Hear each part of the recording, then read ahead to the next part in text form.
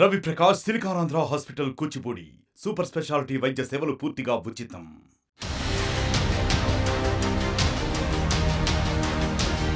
విద్యుత్ కొనుగోళ్ల అంశం తెలంగాణలో తీవ్ర దుమారం రేపుతోంది. గత ప్రభుత్వ హయాంలో జరిగిన విద్యుత్ కొనుగోళ్ల అంశంలో ఏర్పాటైన జస్టిస్ ఎల్ నరసింహారెడ్డి కమిషన్ కు 12 పేజీల ఘాటు లేఖ రాశారు మాజీ సీఎం కేసీఆర్. రాజకీయ కక్షతోనే కమిషన్ ఏర్పాటు చేశారని ఫైర్ అయ్యారు. విచారణ జరిగిన తీరును తప్పుబట్టారు. ఈ ఆర్సీల తీర్పుపై ఎంక్వైరీ కమిషన్ ఏర్పాటు చేయడం చట్టవిరుద్ధమని లేఖలో ప్రస్తావించారు కేసీఆర్. ఈ విషయాన్ని ప్రభుత్వానికి సూచించకుండా బాధ్యతలు స్వీకరించడం విచారకరమన్నారు. అనేక విషయాలను సమగ్రంగా పరిశీలించకుండానే జూన్ 11న మీడియా సమావేశంలో ఇష్టమొచ్చినట్టు మాట్లాడారని గుర్తు చేశారు.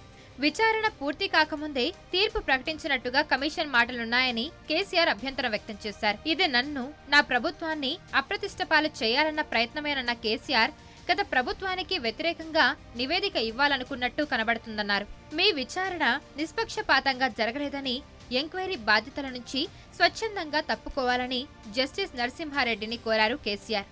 జూన్ 15లోగా తాను సమాధానం ఇవ్వాలనుకున్నానని, కానీ విచారణ సక్రమంగా జరగలేదని అర్థమైందన్నారు.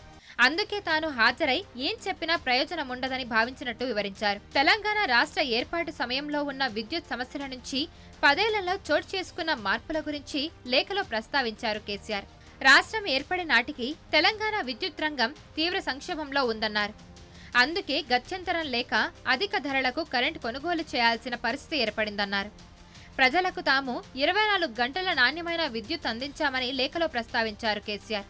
బీహెచ్ఈఎల్కు నామినేషన్ పద్ధతిలోనే భద్రాద్రి థర్మల్ ప్లాంట్ పనులను అప్పగించామని తెలిపారు.